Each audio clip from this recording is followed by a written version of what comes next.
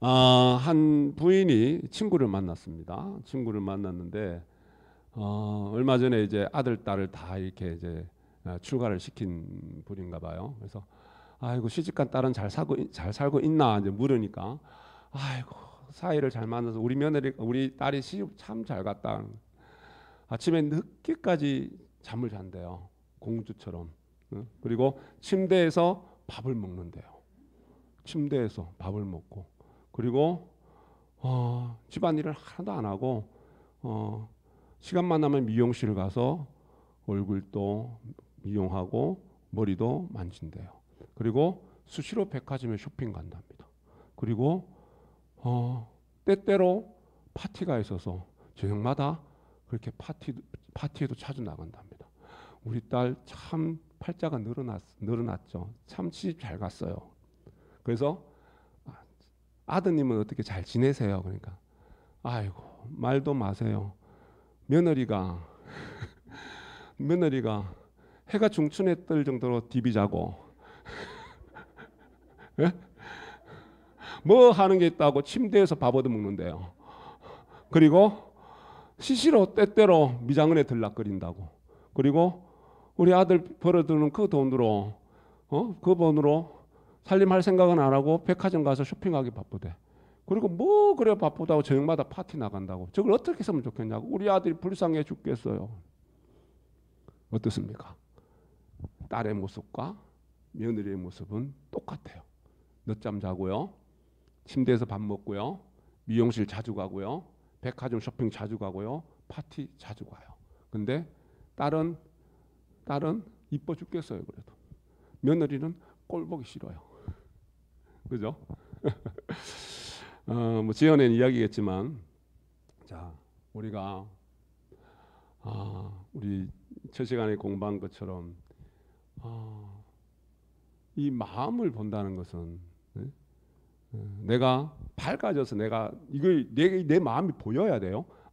내가 며느리를 보는 잣대와 내 딸을 보는 잣대 기준이 다르구나. 이게 다름이 보여야 됩니다. 그죠?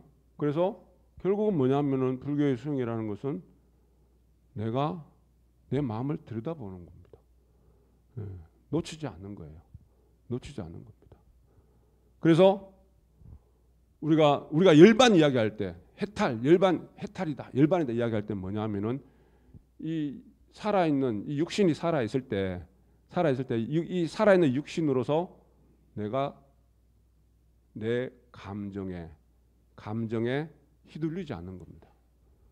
우린 늘 내 감정에 휘둘리거든요. 감정에 이끌려서 이리 휘둘리고 저리 휘둘리고 조금만 좋으면 좋아서 어쩔 줄 모르고 조금만 내 마음이 언짢은 게 있으면 그 언짢음에 내가 어쩔 줄 모르고 내가 낙담하고 슬퍼하면서 살아가는 사람들이 대부분 일반 사람들의 모습입니다. 그래서 우리가 해탈한다는 열반을 이뤘다, 해탈을 이뤘다는 이야기는 뭐냐면은 살아있는 육신은 다 감정이 있습니다. 그죠? 이 육신이 살아있는 동안은 숨을 쉬는 동안은 감정이 있어요. 근데 내가 감정에 휘둘리지 않는 겁니다. 그게 해탈이고 열반입니다. 내가 내 감정을 스스로 조절할 줄 아는 사람이 바로 그게 해탈입니다. 우리 그런 말씀 들어보셨죠? 똥만 먹은 사람은 똥만 먹을 줄 안대요. 옆에 아무리 맛있는 음식이 있어도 그 음식을 먹을 줄 모른답니다. 왜? 나는 똥만 먹어왔기 때문에. 똥이 맛있는 거예요. 근데 진짜 더 맛있는 음식이 있어도 못 먹는답니다. 내가 그렇게 습이 들었기 때문에. 내가 그렇게 내 업식이 그렇게 작용하기 때문에. 나는 가만히 보세요. 맛있는 음식이 진수성찬이 놓여 있을 때 그걸 맛있는 걸 내가 골라서 내 의지대로 먹고 있는 사람인지 아니면 그냥 습관대로 그냥 업식에 이끌려서 혹시나 나는 똥만 먹는 사람은 아닌지.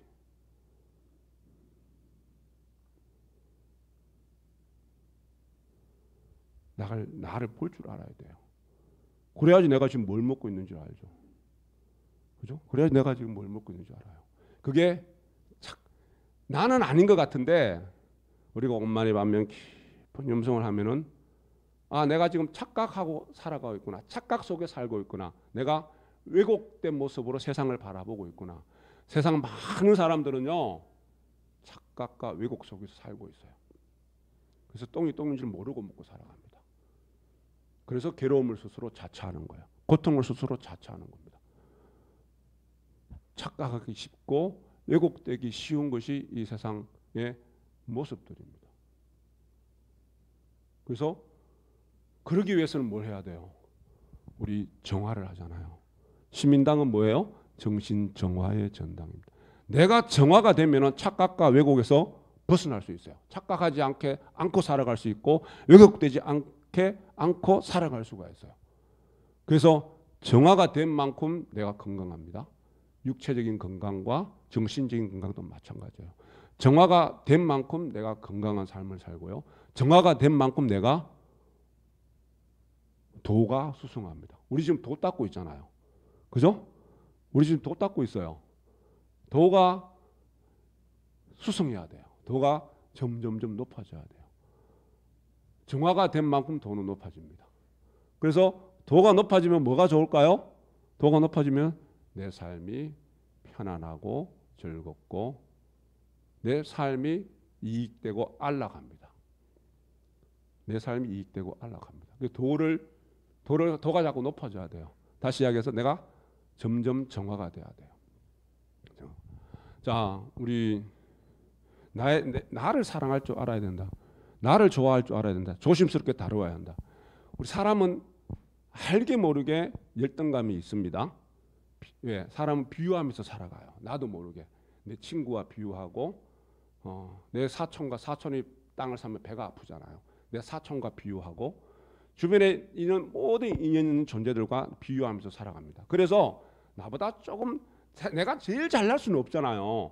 나보다 조금 잘난 사람이 있으면 내가 열등의식을 느낄 수밖에 없어요. 그게 착각과 왜곡인데 내가 열등의식을 느낄 수밖에 없어요. 그래서 내가 열등감이 생기면은 열등의식이 있는 사람이 어떤가 하면은 내 스스로를 내가 주의 깊게 안 다루는 사람이에요. 내가 내 스스로 취급주의 해줘야 되는데 그렇다 보니 열등의식이 있는 사람이 누가 나한테 한 소리 하면은요 쉽게 원망심이 일어나고 쉽게 바라락거립니다. 열등의식이 많은 사람이. 쉽게 미움과 원망이 일어나요. 쉽게. 그게 결국은 나를 고통스럽게 하고 나를 힘들게 하는 거거든요. 나를. 그죠? 그래서 누가 나를 대우 안 해줬다고. 스스로 자기도 대우 안 해주면서 열등감이라는 것은 스스로 나를 대우 안 해주는 거예요. 내 스스로 참 잘난 척하라는 것이 아니라 소중한 존재고 참 잘난 존재인데 참 잘났는데 내가 그런 열등의식 속에서 나도 모르게 그렇게 착각하면서 왜곡하면서 살아가니까 누가 나한테 한 소리 하면은 나한테 대우 안 해준다고. 어쩜 나한테 지를 수 있냐고 화를 내는 거예요. 많은 사람들이 그렇게 살아갑니다. 그죠? 그래서 우리가 정화가 된 사람들 어떨까요? 누가 나한테 한 소리 하면은 날 들여다봅니다. 아, 내가 한 소리 할 짓을 했나? 했는 것 같네. 그럼 내가 고치면 돼요. 아, 안 했어. 안 했는 것 같아. 그러면은 왜? 내가 상대에 대해서 꽁한 이런 게 없기 때문에 물어봅니다. 상대에게 물어봐요. 물어보고 들어보고 아이고 내가 착각한 게 있구나. 인정하면 되고. 그럼에도 불구하고 물어봐도 내가 잘못한 게 없으면은 그냥 물어봐도 해결이 안 되잖아요. 그냥 넘어가면 됩니다. 그리고 상대가 이상한 존재구나. 저런 사람도 있구나. 그리고 넘어가면 돼요. 미워할 필요가 전혀 없어요. 세상에는 이상한 사람들도 있습니다. 각가지 사람들이 다 어울려서 살아가는 모습들이 바로 법계의 모습들이기 때문에 저 사람은 저렇게 생각할 수도 있는 거예요.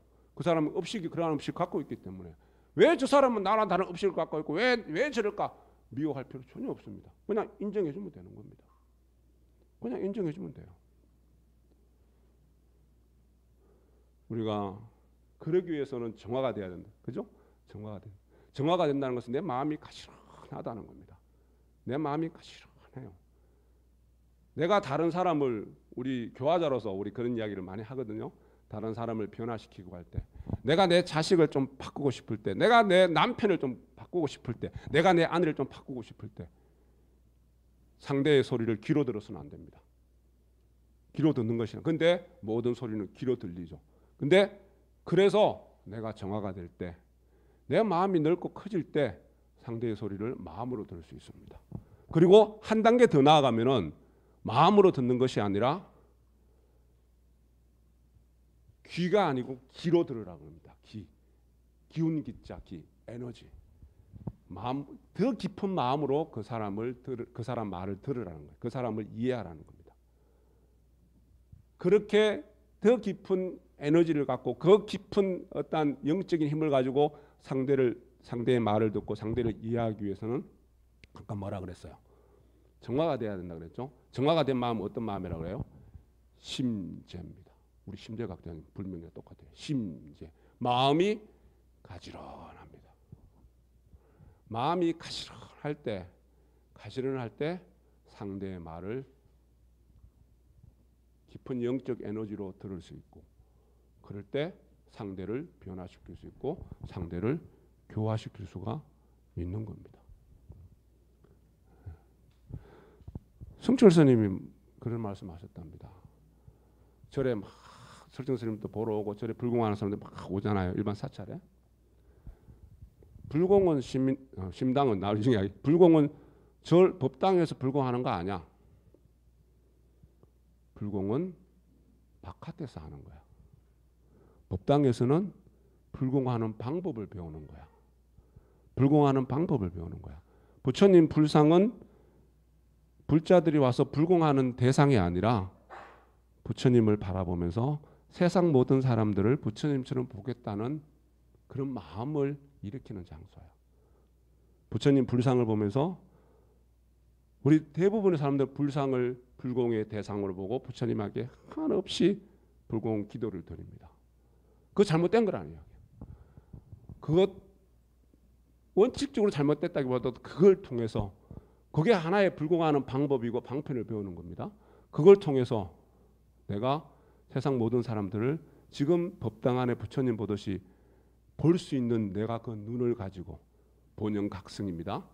눈을 떠서 세상을 새롭게 바라보는 겁니다.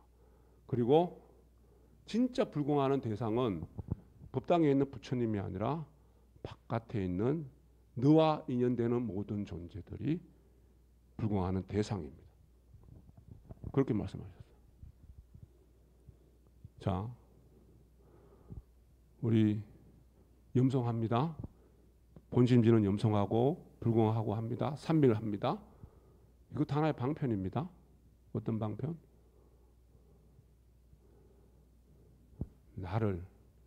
나를 잘 알아차리기 위해 내가 감정에 휘둘리지 않고 나를 놓치지 않는 본심을 찾는 방편입니다.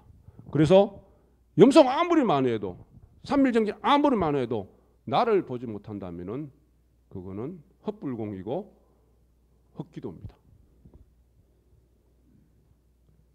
그래서 우리 실행론 가르침에 유상삼밀이 있고 무상삼밀이 있습니다. 심당에서 앉아서 금강근 지고 직원 지고 진원염송하고 그리고 뜻으로 관을 하는 이 삼밀 염송은 삼밀 수행은 유상의 삼밀이고 진짜 삼밀은 상이 없는 삼밀은 형상이 없는 삼밀은 신민당 밖에서 내가 부처님 마음으로 부처님 말을 하고 부처님 행을 하는 겁니다. 똑같은 의미잖아요. 똑같은 의미입니다. 부처님 가르침에 우리 마지불공이라고 있잖아요. 부처님 불단에 공양을 올립니다. 향도 올리고 등도 올리고 쌀 공양도 하고 음식을 가득 차려서 공양도 하기도 합니다. 그게 불공이 아니라는 거예요.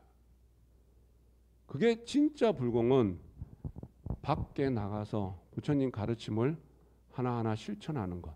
우리 삼종 보리심의 행원 보리심론의 일체 중생의 이익과 안락을 다른 사람의 이익과 안락을 위해서 내가 봉사하는 마음으로 그렇게 살아가는 것. 그게 진짜 불공이다.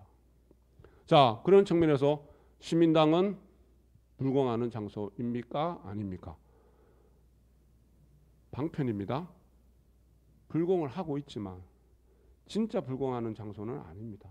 심당은 그래서 뭐라 그럽니까? 옛날부터 우리는 심당이 뭐하러 옵니까? 오늘 심당이 뭐하러 오셨어요? 심공하러 오셨잖아요. 마음 공부하러 오셨잖아요. 공부하러 오신 거예요.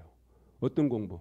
진짜 불공을 잘 드리는 그 방편을 깨우치고 터득하는 거. 그래서 공부를 잘해서 시민당에서는 나를 정화를 시키고 공부하고 성찰하고 들여다보고 참여하고 기명해서 나를 변화시키는 겁니다. 지심 참여를 통해서 지심 기명을 통해서 나를 완전히 변화시키는 그 공부. 그래서 이것이 밖에서 오롯이 산밀이 실천이 되는 그게 진짜 불공하는 거고 그게 진짜 기도하는 거고. 그래서 시민당은 전수정사는 절에서의 사찰에서의 어떤 스님들은 진짜 불공 잘하는 방법을 가르쳐주는 사람이고 사찰 법당은 시민당은 불공하는 방편들을 배워가는 장소고 진짜 불공은 진짜 기도는 바깥에 있는 내 인연 있는 모든 존재들에게 밖에서 펼쳐지는 것이 본심을 일으켜서 펼쳐지는 내 모습들이 진짜 불공하는 모습들입니다. 우리 보살님 각자님, 우리 상륜시민당 보살님 각자님, 우리 전국에 지는 행자 모든 분들이 진짜 불공하는 진짜 염송 잘하고 진짜 삼밀 정진 잘하는 그런 우리 진원 행자로 수행자로 나아가야 되겠습니다. 진원봉도 갑니다.